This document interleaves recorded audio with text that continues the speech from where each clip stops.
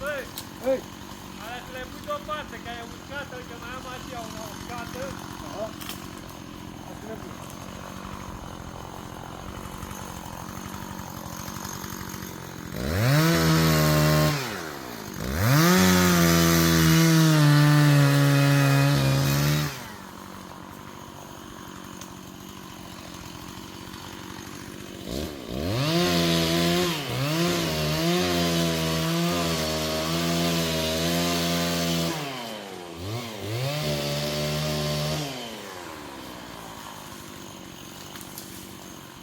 Dai bătut.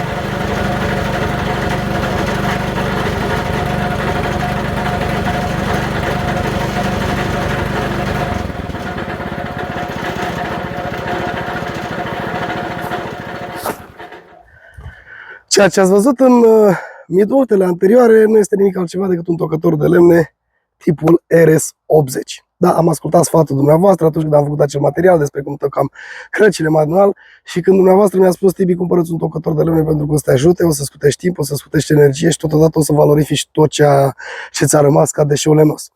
Am ascultat sfatul vostru, l-am achiziționat și nu vine să cred cât de eficient este.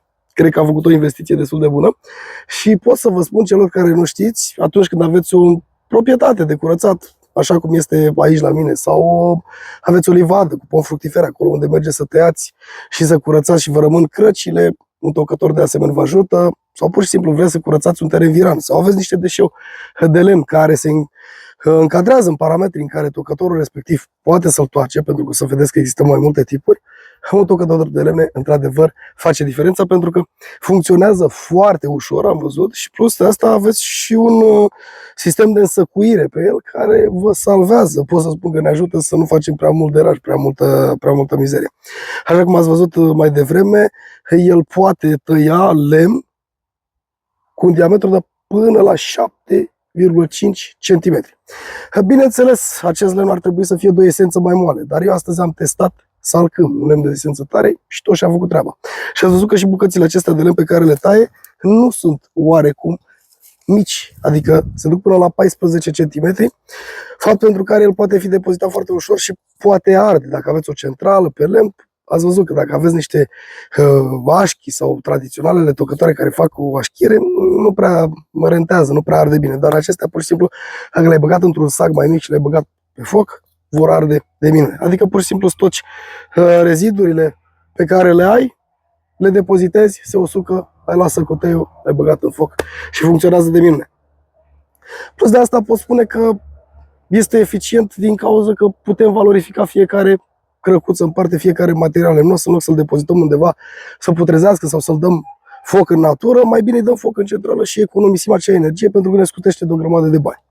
Înainte să vă spun cum am ajuns la acest tip și la această societate și la acest film, haideți să iau puțin telefonul să vă arăt două chestii foarte interesante care, din punctul meu de vedere, sunt cele mai importante, și anume sistemele de oprire, sistemele de siguranță care funcționează de minune. Și ceea ce mă încântă pe mine cel mai mult, în afară de tot ceea ce înseamnă acest tocător în sine, sunt cele două sisteme de siguranță. Nu mai pornim pentru a ne auzi despre ce este vorba. Este cel prevăzut în partea unde produsul tocat iese, care pentru o simplă aplasare va opri mecanismul tocătorului, și celălalt din partea în care băgăm pur și simplu materialul pentru tocat, acesta de aici, care este prevăzut cu un senzor care, pentru o simplă acționare a acestei fante mobile, pur și simplu apăsați pe ea, oprește de asemenea sistemul fără nicio problemă, dar mai ales acestea de aici din interior, și anume cuțitele. Cuțitele dintr-un oțel foarte dur, de înaltă calitate, care sunt reglabile, detașabile și mai ales reascuțibile. Adică le putem da jos și le putem ascuți dacă ele nu-și mai fac treaba, deși ele vor funcționa foarte mult timp în starea în care vin montate pe acest dispozitiv. De asemenea, el vine echipat cu motor pe benzină foarte eficient, care dezvoltă o putere de până la 7 cai putere, ceea ce înseamnă că, de asemenea, motorul, prin dezvoltarea acestui putere, acestui cuplu, pur și simplu ajută foarte mult mecanismul de tăiere să-și facă treaba și să ajungeți la rezultatul dorit.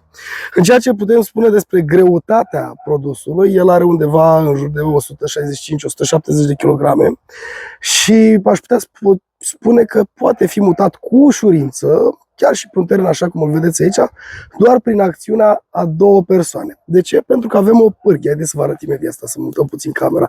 După cum știți, eu filmez întotdeauna, dar nu facem nimic profesional, ci pur și simplu arătăm ceea ce este de fapt și de drept.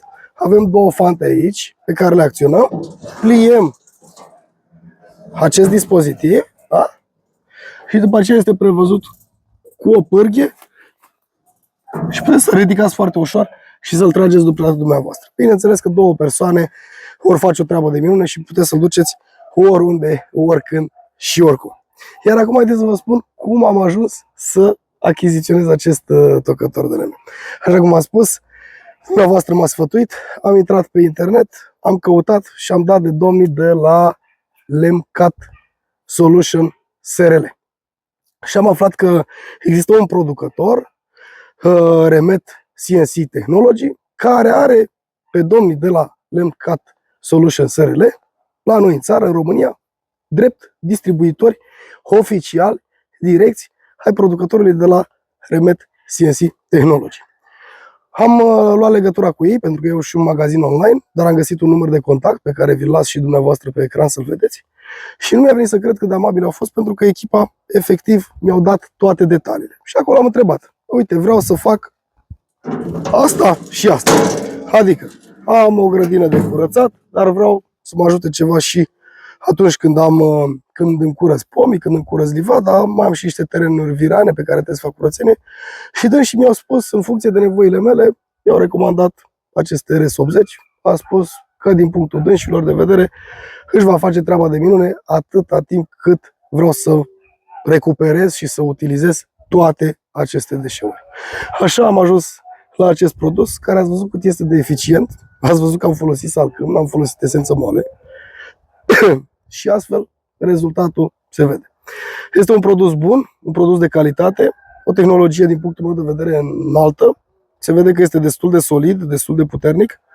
M-a încântat faptul că cuțitele sunt reascuțibile, adică pur și simplu le desfaci de acolo, le ascuți din nou și le montezi. Totul este ok și funcționează de minune. Așa că dacă vreți și dumneavoastră să încercați, aveți pe ecran acum atât denumirea producătorului, cât și website-ul producătorului, cât și denumirea distribuitorului oficial în țara noastră, cât și numărul de telefon de la distribuitorul oficial din țara noastră. Puteți lua legătura cu dânsii și puteți să le expuneți nevoile dumneavoastră, iar echipa de acolo este una minunată și vă spun 100% sigur că vă va ajuta. Știți că n-am făcut reclamă nimănui până acum, dar ei chiar merită. De aceea, poate vedeți aici pe tricoul meu sau pe șapca mea, denumirea producătorului. Aceste două gadgeturi, dacă aș putea spune așa, le-am primit cadou în momentul în care am achiziționat acest tocător. Probabil că veți primi și dumneavoastră la fel. Dar am luat legătura cu ei și le-am cerut pur și simplu acordul să pot prezenta produsul pentru a ști și dumneavoastră despre ce este vorba și să vă spun că din punctul meu de vedere este unul foarte util și minunat. Așa că toate detaliile le aveți pe ecran, veți găsi și în descrierea videoclipului site-ul și atât al producătorului cât și al distribuitorului oficial în România, în numărul de telefon unde puteți să apelați pentru informații și să vedeți câte tipuri sunt, pentru că sunt foarte multe tipuri în funcție de nevoile fiecăruia, sunt mai mari, mai mici, iar dumneavoastră de aici încolo decideți și încă o dată vă mulțumesc pentru sfatul pe care mi l-ați acordat. Trebuie cumpărați un tocător, ceea ce aș și făcut. Așa că, dragilor, până la următorul material, eu vă doresc toate cele bune și să ne revedem cu bine cât de curând. V-am pupat! Trec la treabă pentru că am uitat să vă spun, acest tocător toacă foarte mult, adică puteți să-l folosiți toată ziua, nu se încinge, nu se întâmplă nimica, merge de minune. V-am pupat!